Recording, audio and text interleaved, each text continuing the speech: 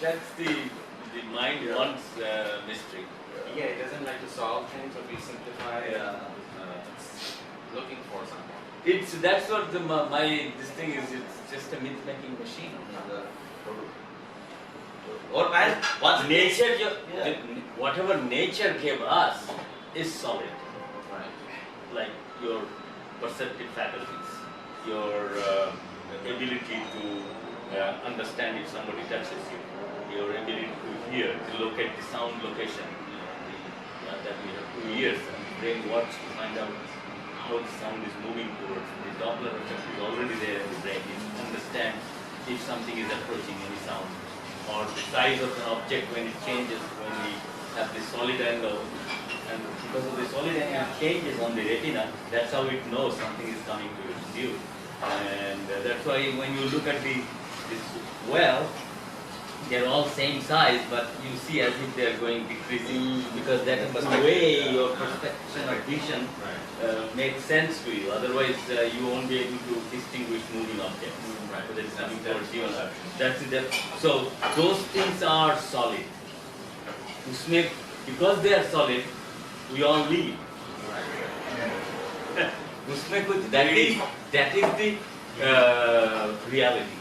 That is the reality. But the machine that is operating for the human, which makes this solid thing into a vague thing, like the way your memory functions, which is not necessary to be so solid. For the social context, it is very for functionality. That's why, and so it can be vague, like the way our thought can get away by not appropriate actions. If the heart or blood pressure or any other thing that controls the body is that kind of faulty, you are finished. But thought, you can imagine something you didn't remember, what did you eat 2 days back, it doesn't matter, because it is like that. So when you use that machine, obviously you are going to make huge amount of myths, because it's not important. So everything from we have been taught to exemplify by the Godman or other people based on this which is not a myth-making machine, because it is not important. And originally the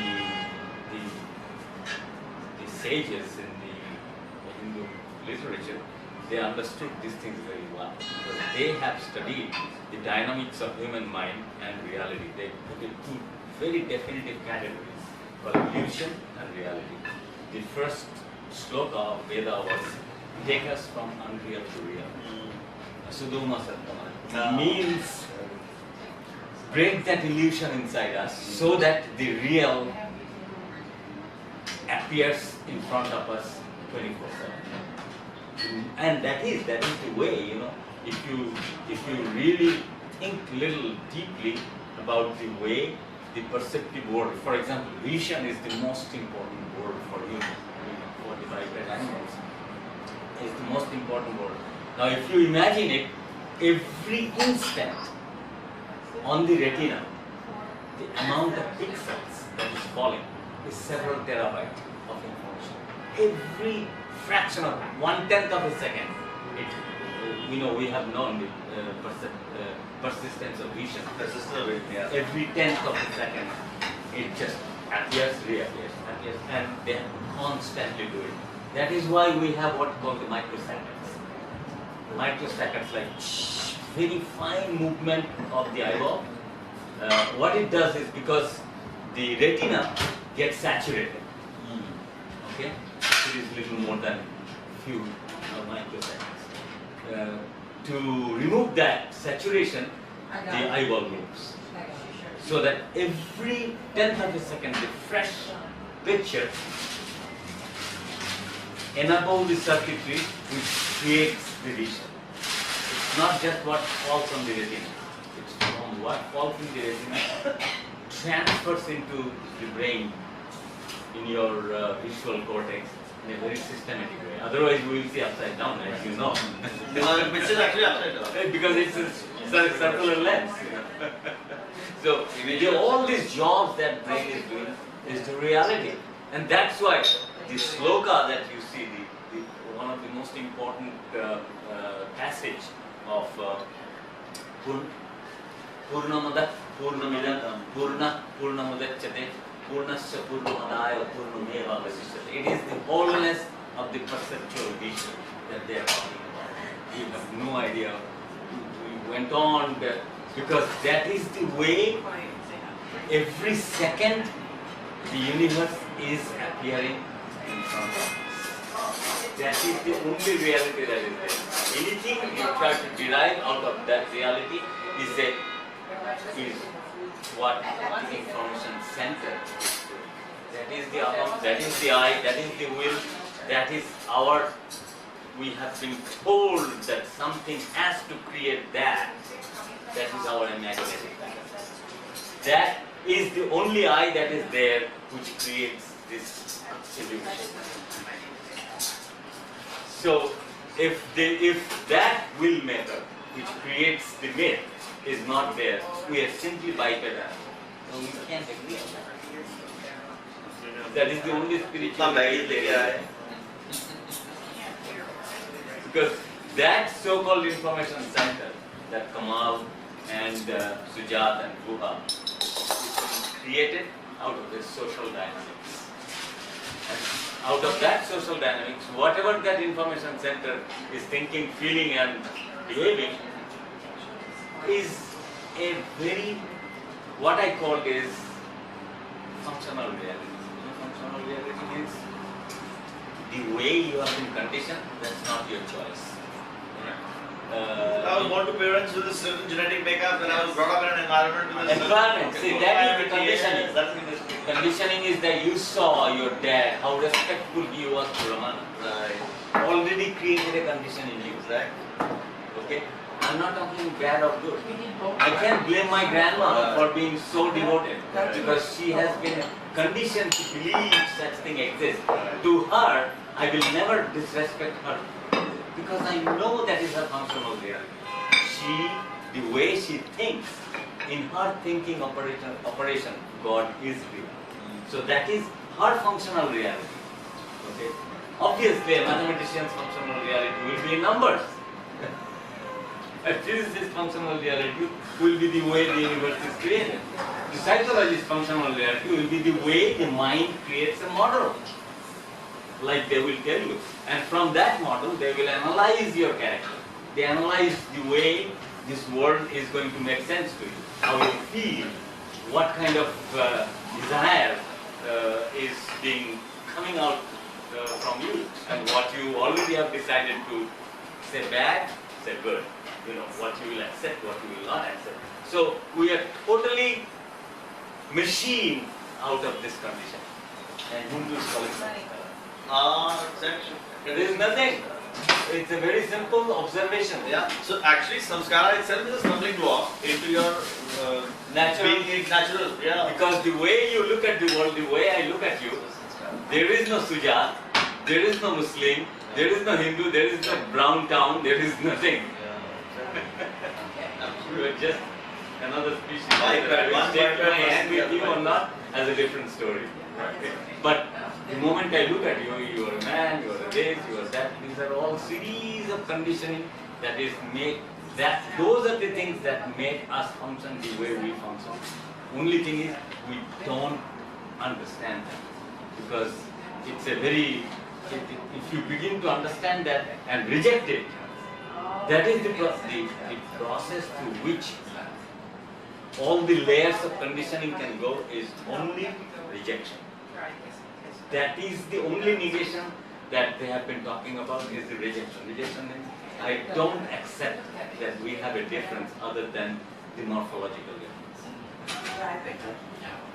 And the morphological difference is created out of the social, not social, the climatic where the ancestors were born, if they were for many generations in a hot climate, they are going to be lost people.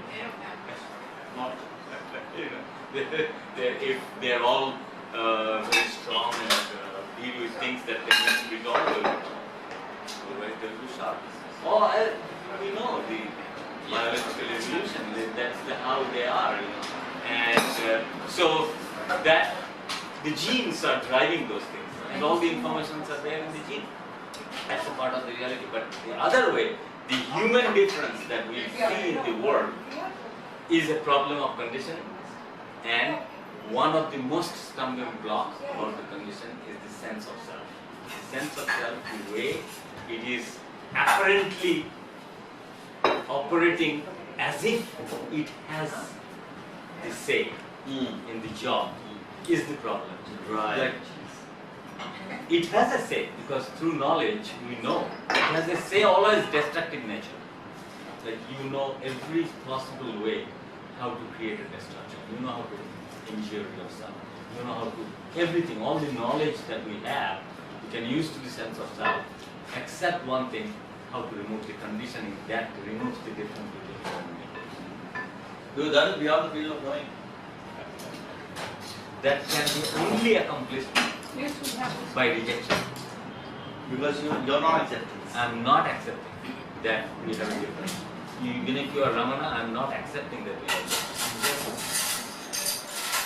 Because my fear. So it is the fear that has been systematically introduced into the individual to control them, to make them function the way I want them to function. So that is I call as internal policing. Even if you get a chance, you are not going to do something because you have been brainwashed yourself to believe that is sin. So that is your moral police comes out, no, at that time. And it monitors itself. Like Ramana also used to say, no, ultimately he used to say self-inquiry, Falana, Divaka, he says, finally when you realize, you say, oh, it seems Rama told Vasishtha, oh, I have found the chap who was, I have found the thief who was disguised as a policeman to catch this thief who is himself. Yeah. This is all This is all the story. So what happens is that, so ultimately when you are in the crossroad and you will realize the intentionality that we have, the sense of self operates only through the knowledge. Through knowledge. So it is the knowledge that creates a peculiar authority in the human system. Just more the knowledge, the more the sense of self. More the sense of self. So we have created a social structure by, it is called a knowledge game. The one who knows more already has an authority on other people. Now if this authority is objectively used, like when there is a problem, atmospheric problem, the guy who knows about the atmosphere, he uses it for everybody's benefit, that's okay. But as soon as it creates an individual authority, it's messed up. It is? It messes up. Exactly. Because then he wants to use it to command a leadership position. No, to get a peculiar pleasure that only created out of what we call this pleasure of knowing. So I know more. I know more than Exactly. So I can do this to you. I am Brahmin, you are not. Right. I am a Godman, you are not. You go down to all the differences are created out of a peculiar Very authority, and this movement, the sense of self, the movement of the sense of self which gives us pleasure, is what all is self-actualization. And you have been taught to have that drug from a child. मतलब खुद को खुशी लेकिन not खुद को खुशी. But that has been introduced to us. Now, problem is much deeper. You are a child psychiatrist. The problem is deeper in the sense if a child is taught not to have that, he is going to be a total misfit out. Misfit is the word. What is competition? Here is the food. Everybody has to run to get the food. So, 40 years ago, where population was 4 billion. Now it is 7.2 billion. the amount, the rate at which the competition increasing because we have the same resources. And the pie is getting smaller. That's why it's getting So the drive to grab is even more. even more. So if you train a child as they always tried, to have a school where like Jefferson, everybody will be knowing, it's not going to work. It never will. Never. It's going to work. So you got to know you got to have a test of reward. You've got to tell you have done a good job. You have to. There is no. Otherwise, you will not be motivated to do anything. Then he will find out how can I please myself. He will go for drugs. That's easy way to do this. Please. Yes. No. Overcome the pressure. Right, yes. The pressure is the school you see. If you don't have pride, they will tell you are an idiot. Okay. So everybody understands that's hurtful. So how he can overcome that? Either he goes to the opposite direction, become a rebel, or take drugs. To escape. To escape. Escape or flight. Because somebody, senior guy says, take a smoke, man. All your pain will go away. Yeah. Start a new life. Exactly. Religion is also like that. Sir. Cool. I'm sorry. Soporific. Palliative. It is the ephemeral experience that you get because you are under pressure. You are under pressure. Why you are under pressure? Because somebody told you that life can be wonderful, unwavering joy. Bliss. Brainwashed you to believe such a thing exists. And there's a continuity. The self Is that continuation. this Not continuity is completely against every single rhythm that life has. Everywhere the life has. Your sleeping, your sleep cycle, your wake cycle, your food cycle, your digestive, the cell, the oxygen, everything has a peculiar rhythm. That's decided by your genetic code, what it will accept. Everything, accept. As long as you are awake, you want to be happy. Because everything that is pressure, creating pressure on you, you think that you are unhappy. And you want to compensate by being happy. And that is the illusion. That is driving us to a place where these things don't exist. So we believe those godmen. They said it is possible to be all men happy. There is no such thing about that. No such thing at all. It's still information based. Information based means some information is telling that you are in such a state that you are happy. So what happens? Maybe there are some moments when you felt an exhilaration because something knowledge based. That is a knowledge based because something happened to you. It is possible. Everybody feels that suddenly some relieving mechanism. Right. We all feel that. All feel something relieved. You feel a surge of endorphin in your brain. You feel happy. You feel elated. And then immediately you connect it with an information which tells you that you have achieved something. That's the scriptures telling you That is the connection going on. And then what happened is you begin to falsify yourself. When you are not happy, you begin the information saying that, hey, you have found God, you have these things, you should be happy. Why you are not happy? So it is still the information is doing the processing. So, but there is a breakdown mechanism. that unless you have rejected everything, you will break down right now. No, unless you have rejected, even after rejecting everything, there is something can take place inside you, which is my point of view is that in this physical body, there is a programming which then shifts the total balance towards itself. In a sense, that world of movement that created a delusion and a desire for getting pleasure, getting happiness, getting self-aggrandizement, that will be taken care of by the dynamics of the body itself. That is not getting happiness, that is not the information that you can get out of being happy that you got a lot of money. Okay? So to me, to get happiness out of thinking that you have achieved a state is so far inferior than the information that you should have by getting money.